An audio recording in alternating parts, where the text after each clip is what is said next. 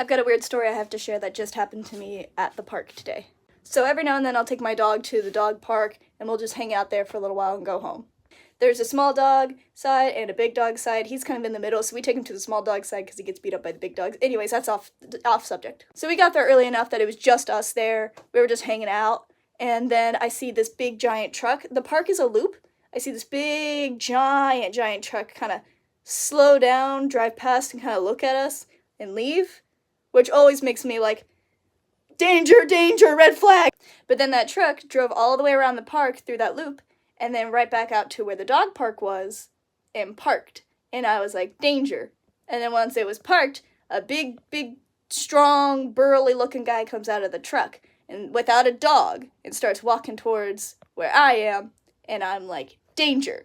So I whip out my keys and I have them out and I'm like ready. And on my phone, I have a Life 360 app, so friends and family nearby can know if I'm like in danger. So I was like hovering over the SOS button just in case. The guy walks all the way up and then he checks the other dog park section for like the other dogs, the big dogs.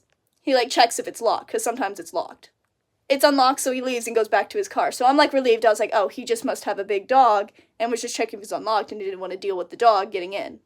So I like put my guard back down, put my phone in my pocket. Keys were still kind of out just in case.